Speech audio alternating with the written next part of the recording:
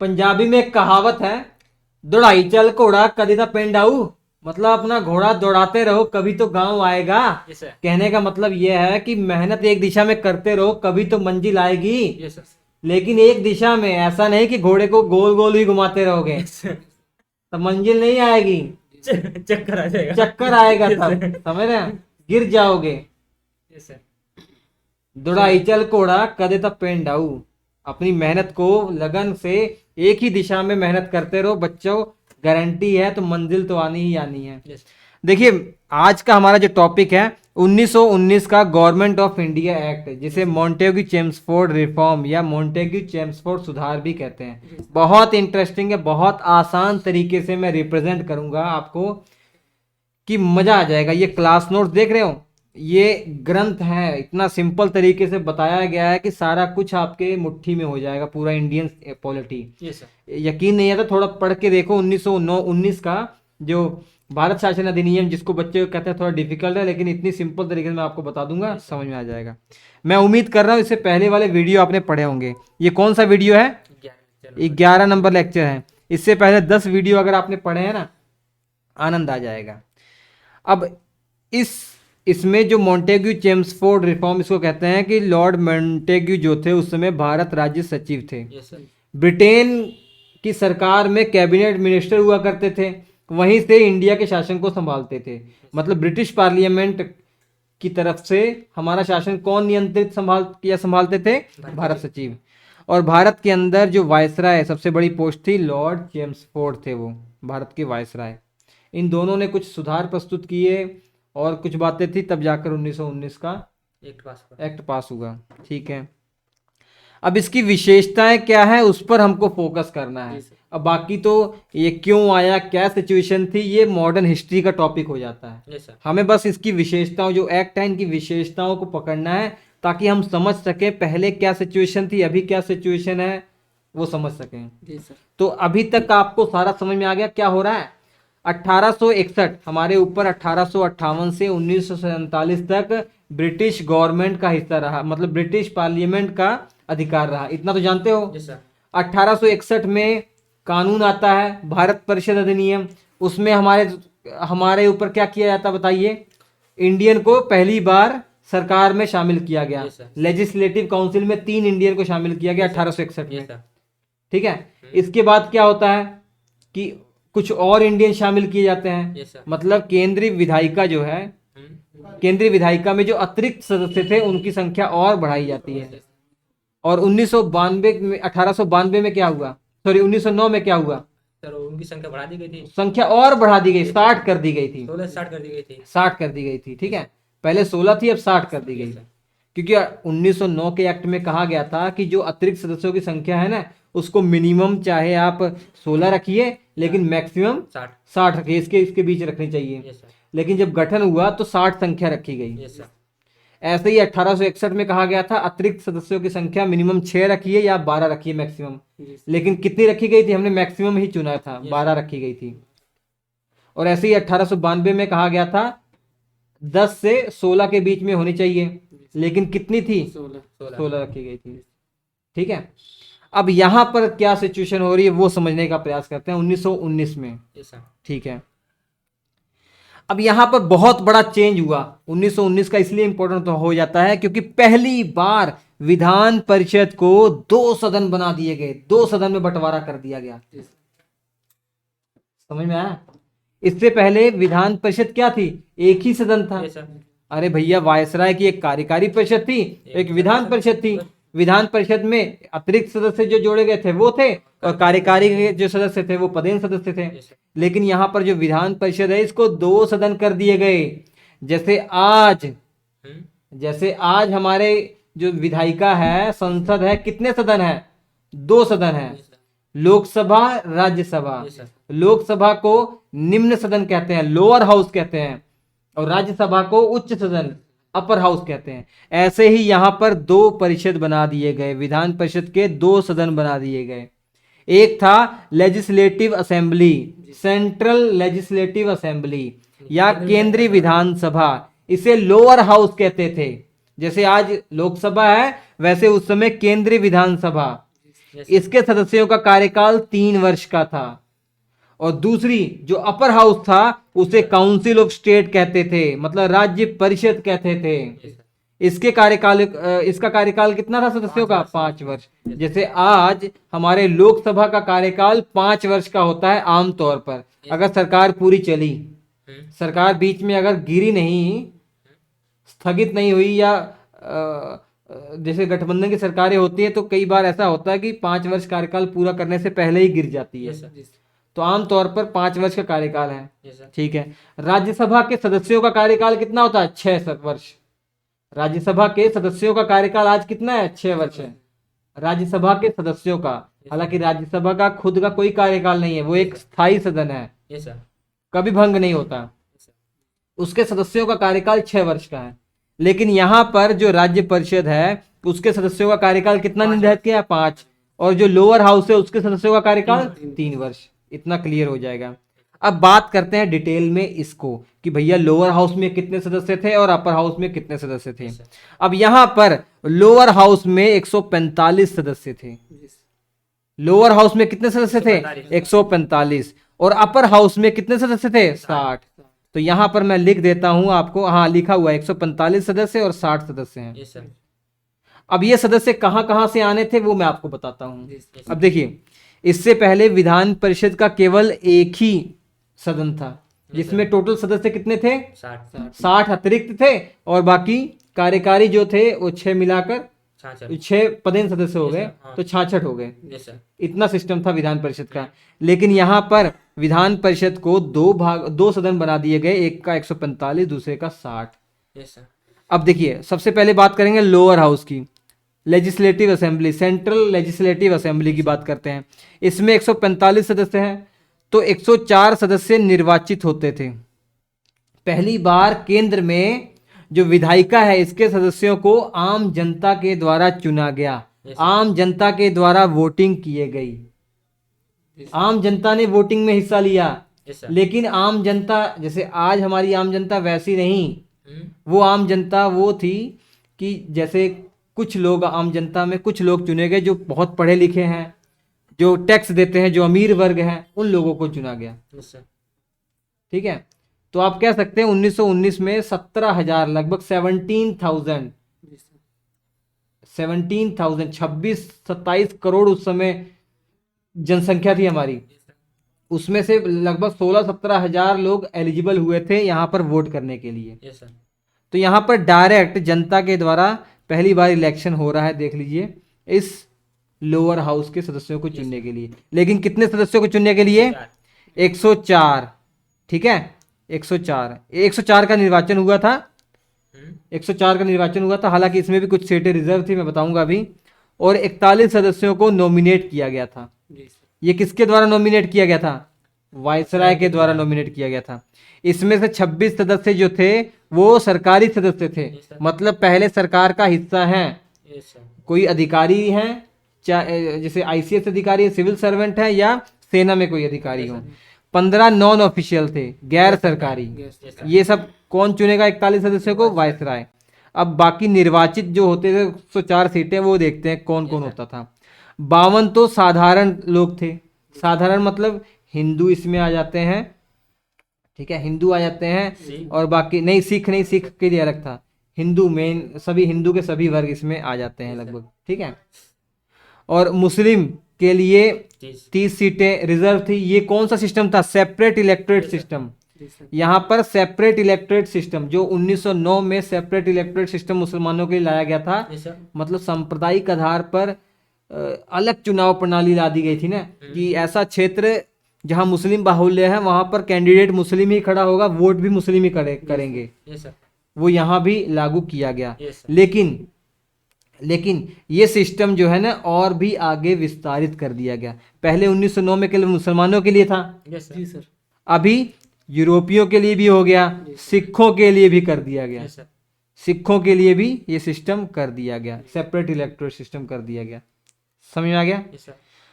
तो 52 सीटें साधारण है, 30 मुसलमानों के लिए जो रिजर्व है, 9 यूरोपियों के लिए रिजर्व है, 7 जमींदारों के लिए थी, 2 सिख खाने थे और 4 चैम्बर ऑफ कॉमर्स। इससे पहले 2 चैम्बर ऑफ कॉमर्स थे, यस सर। अब कितने हैं? 4 चैम्बर ऑफ कॉमर्स हैं, व्यापारिक संगठन। Yes sir. समझ में आ गया? जी। तो यहाँ पर नोट करने वाली बात है कि 1919 के इस अधिनियम के द्वारा सांप्रदायिक चुनाव प्रणाली का और विस्तार कर दिया गया। पहले मुस्लिमों के लिए था, यस सर। अभी यूरोपीय, सिख सबके लिए कर दिया गया। समझ में आ गया? हाँ। आज क्लासेस बहुत ज़्यादा हो गई हैं, तो मुझे लग रहा है तुम्हें नींद आ रही है। Yes sir. 5-6 घंटे से पढ़ रहे हो तुम लोग, जी बहुत सर। सारी क्लासेस हो गई, नींद आ रही है। चलो कोई टेंशन मत लो, एक ही जी सर। क्लास ले लो, उसके बाद छुट्टी दे देंगे। Yes sir. बस समझते रहो। अब उसके बाद अपर हाउस की बात करते हैं। काउंसिल ऑफ स्टेट, इसमें 60 सदस्य थे। Yes sir. 60 में से 33 लोगों का चुनाव होना था, 27 लोग नॉमिनेट किए जाते थे, 17 सरकारी और 10 नॉन ऑफिशियल। Yes, sir. इन 33 में से 15 सामान्य जनरल, 11 मुसलमानों के लिए रिजर्व, जी सर। 3 यूरोपियों के लिए रिजर्व, और एक 1 सिखों के लिए रिजर्व और 3 chamber of commerce, Bombay, Bengal और बर्मा के चैम्बर ऑफ कॉमर्स से 3 लोग चुने गए। Yes sir. तो ये था दोनों सदनों की बात। Yes sir.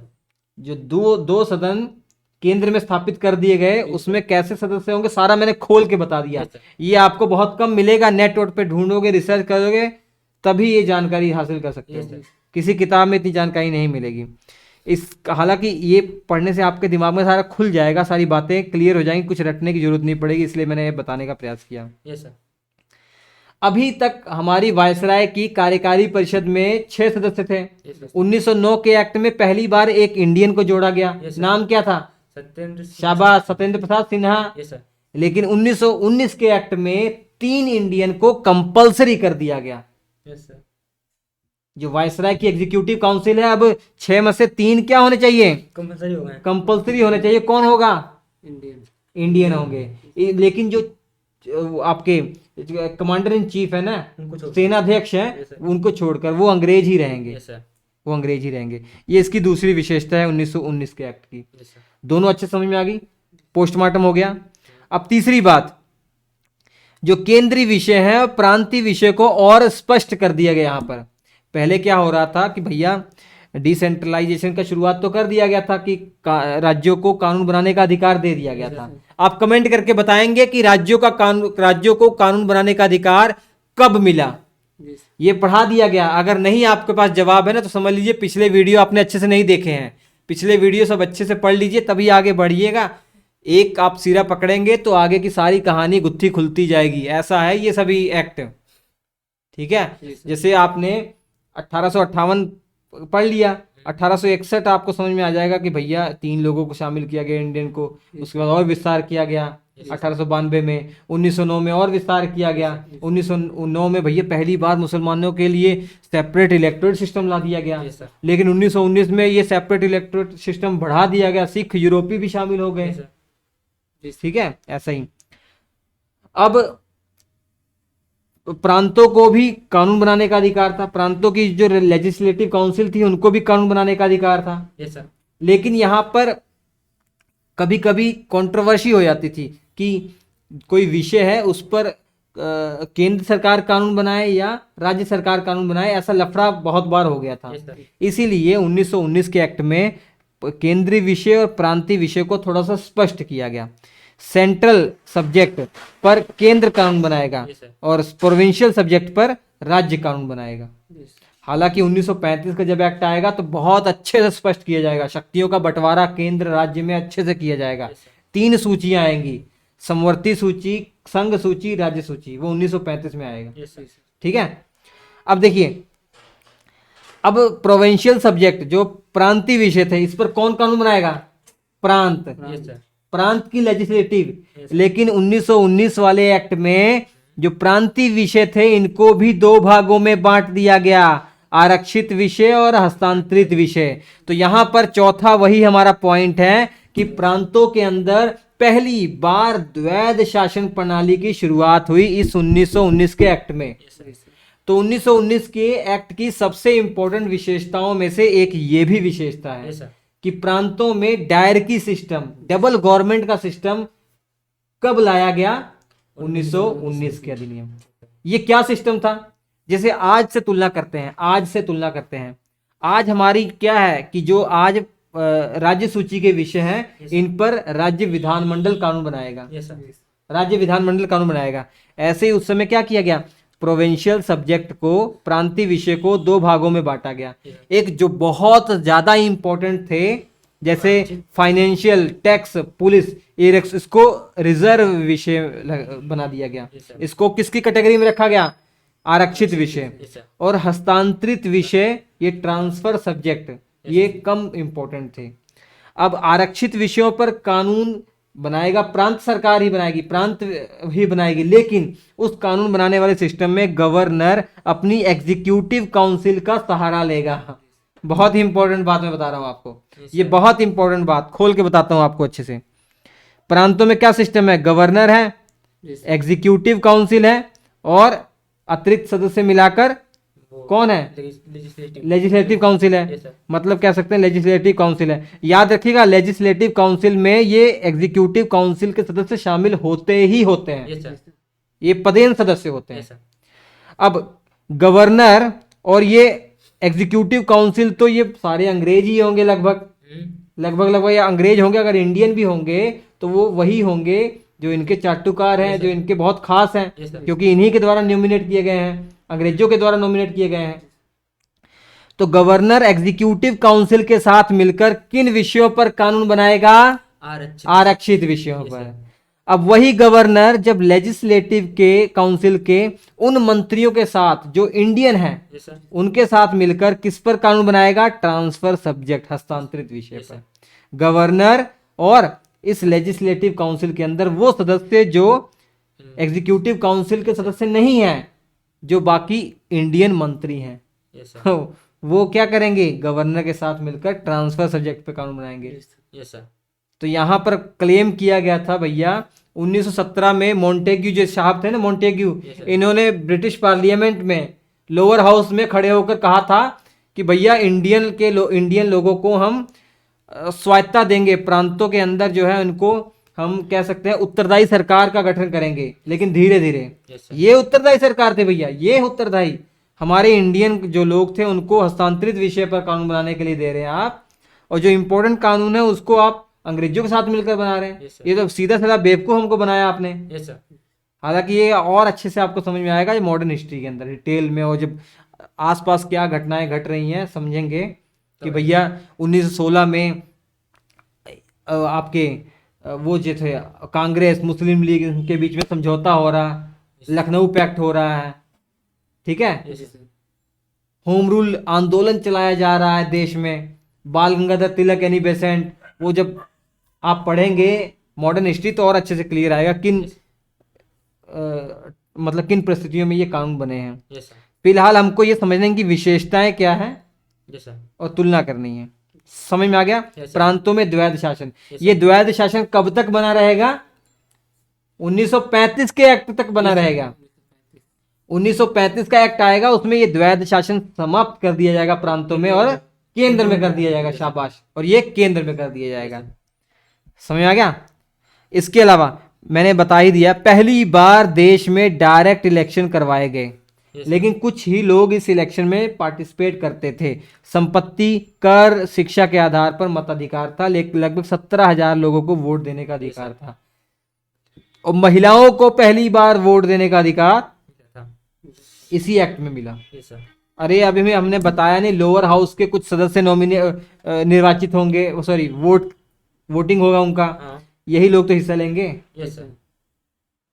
अपर हाउस में ये सब बताया सिस्टम मैंने। इसके अलावा इस अधिनियम के तहत भारत में एक लोक सेवा आयोग के गठन करने का प्रावधान किया गया। बोला गया कि भैया भारत के अंदर एक लोक सेवा आयोग का गठन करना चाहिए, जो सिविल सर्वेंट है उनकी परीक्षा इंडिया में ही करवा दे। Yes sir. इससे पहले इंग्लैंड जाते थे हमारे इंडियन, यस सर। वहां पे जाके परीक्षा देते थे, वहां पास होते थे, यस सर। तब बनते थे अधिकारी। Yes sir. यहां बोला गया कि इंडिया में जल्दी से जल्दी एक लोक सेवा आयोग का गठन कर दीजिए, सेंट्रल लेवल पर भी और प्रांतीय लेवल पर भी, राज्य लेवल पर भी।